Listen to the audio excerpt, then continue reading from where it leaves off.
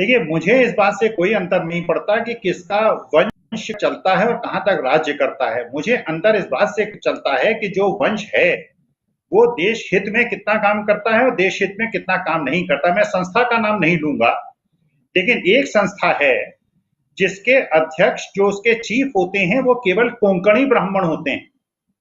केवल एक राजपूत उसके अध्यक्ष हुए थे, जो प्रयाग विश्वविद्यालय के अध्यापक थे। उसके अलावा केवल कोंकणी ब्राह्मण ही उसके अध्यक्ष होते हैं। ये भी वंशवाद है। देखिए, प्रश्न इस बात का है कि हमने एक ऐसे प्रधानमंत्री को भी इस देश में देखा है जिनकी हाइट केवल 5 फीट थी, बहुत साधारण परिवेश से होके आए थे, और उन्होंने देश की परिस्थिति को समझ के देश को एक नारा दिया था कि देश को आवश्यकता है, अन्न की कमी है, एक समय का खाना छोड़ दीजिए। और मुझे याद है, मैं उस समय बच्चा था, बहुत बड़ी उम्र मेरी नहीं हुई थी, लेकिन पूरे देश में सारी जाति और धर्म से ऊपर उठकर पूरे देश ने एक समय का खाना छोड़ दिया था।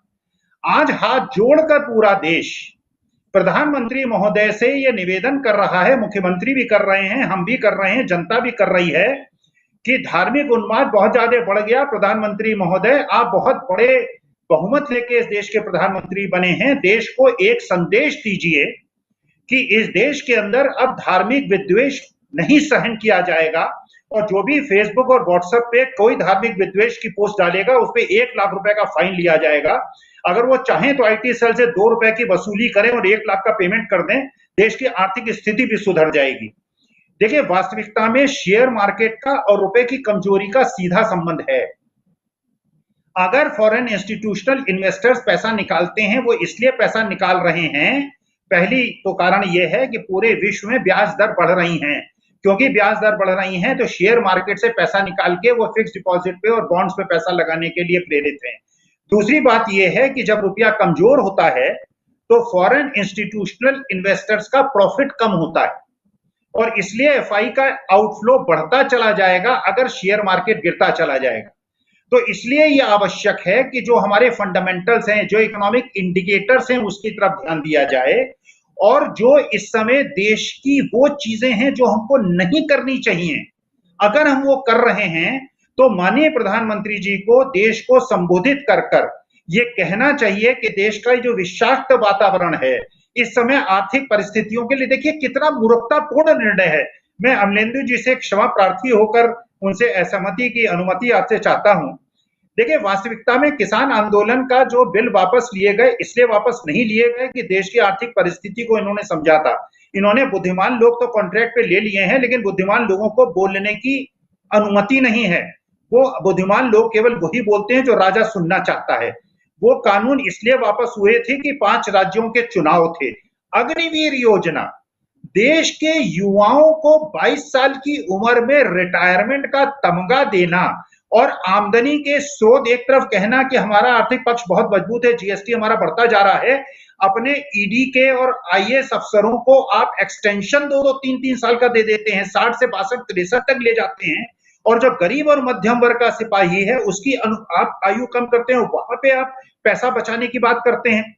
और ये जो बात आपने कही थी कि 50 साल में आप रिटायर करेंगे, 50 साल में रिटायर करने का ये नहीं है कि बहुत योग्य अधिकारियों को वो ढूंढ रहे हैं, वो उन लोगों को रिटायर करेंगे जो उनकी कार्यप्रणाली में किसी प्रकार की असहमति जाहिर करते हैं।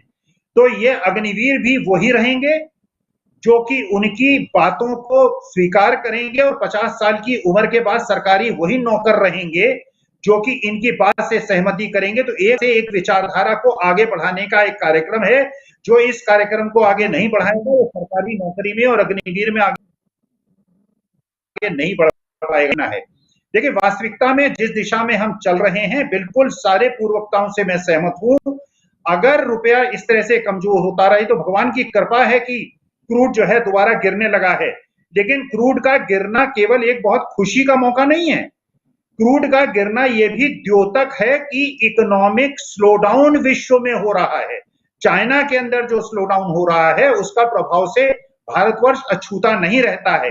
तो अगर इकोनॉमिक स्लोडाउन वर्ल्ड में इकोनॉमिक स्लोडाउन होगा, 2 लाख करोड़ रुपए का फॉरेन इंस्टीट्यूशनल इन्वेस्टर्स ने अपना पैसा विड्रॉ किया है। आप समझिए, जो पूर्व वक्ता ने कहा कि 600 बिलियन डॉलर से हमारा, और हमें करीब 270-280 बिलियन डॉलर्स का डेट का भुगतान करना है, तो अगर ये 82-83 रुपए में रुपया चला गया और जैसे जैसे आपका रुपया कमजोर होता है, आप ऐसी श्रेणी में जा सकते हैं कि आपके बॉन्ड जो हैं, आपके जो सॉवरेन बॉन्ड्स हैं, वो जंक श्रेणी में चले जा सकते हैं, जिस प्रकार से श्रीलंका के चले गए, क्योंकि उनकी मुद्रा का अवमूल्यन हुआ और वो फॉरेन डेट्स को, क्योंकि फॉरेन डेट जो है वो महंगे हो जाते हैं जब आपका रुपया कमजोर हो जाता है।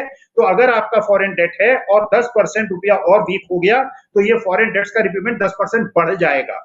तो ये सारी चीजें इस चीज का संकेतक है कि प्रधानमंत्री महोदय को देश को कल ही एक संदेश देना चाहिए कि पूरे देश में अब केवल शांति का वातावरण होगा। व्हाट्सएप के माध्यम से जिस प्रकार की गंदगी इस देश में फैलाई जा रही है, जो भी विद्वेष फैलाएगा उसे तुरंत अरेस्ट किया जाएगा और 1 लाख रुपए का दंड का भुगतान करके ही उसको केवल बेल मिलेगी। पूरी आर्थिक व्यवस्था सुधर जाएगी, मैसेज ठीक चला जाएगा, देश में सारा विद्वेष खत्म हो जाएगा और देश शांत हो जाएगा। जी जी।